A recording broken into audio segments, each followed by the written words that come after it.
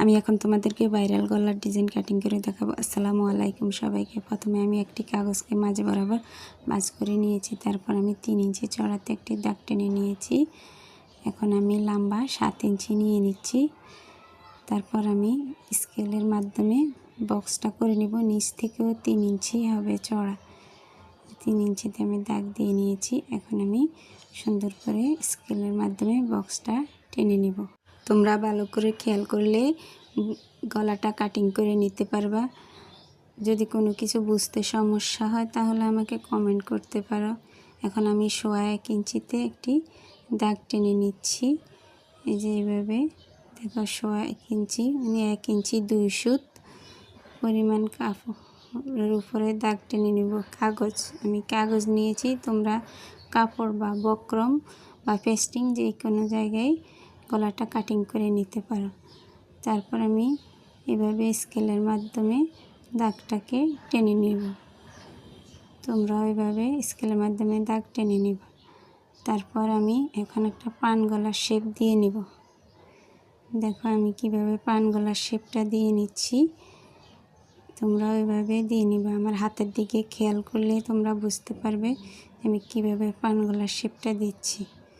তোমরা এভাবে আস্তে আস্তে করে প্রথমে ডট ডট করে নিবা, তারপর শেপটাকে একটু গাঢ় করে দেবা, তাহলেই হবে। আমার ভিডিওটা যদি তোমাদের কাছে ভালো লেগে থাকে লাইক, কমেন্ট, শেয়ার এবং ফলো করে দেবা। কারণ আমি এখান থেকে 2.5 ইঞ্চিতে দেখো 2.5 ইঞ্চি পর্যন্ত গলার শেপটা নিয়ে এসেছি। তারপর আমি যে উপরে এখন আমি 4 ইঞ্চিতে একটি দাগ দিয়ে নিব। যে দেখো 4 ইঞ্চিতে আমি একটি মার্ক করে নিচ্ছি। তারপর আমি অপর দাগটিতে 2 ইঞ্চিতে মার্ক করে নিব। তোমরা ওইভাবে 2 ইঞ্চিতে মার্ক করে নিবা। তারপর মার্কগুলোকে আমি কোনাকুনিভাবে মিলিয়ে নিব।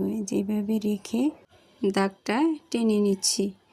আমার ভিডিওটা যারা ইউটিউব চ্যানেল থেকে দেখবা তারা একটু সাবস্ক্রাইব করে দেবা, পাশে থাকা বেল আইকনটি প্রেস করে দেবা। এখন আমি দাগ অনুযায়ী কাটিংটা করে নিব।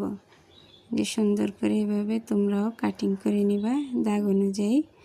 আমি কাগজটাকে ঘুরিয়ে নিলাম কাটার সুবিধার্থে। এখন আমি নিচ থেকে বাড়তি 1 ইঞ্চি রেখে কাটিং করে নিব। দেখো আমার গলাটা কেমন হয়েছে। এখন আমি 1 ইঞ্চি ফিতার মতো কাটিং করে নিব তোমাদের বোঝানোর জন্য। আমার গলাটা রেডি। তোমাদের কাছে কেমন লাগলো আমার গলার কাটিংটা?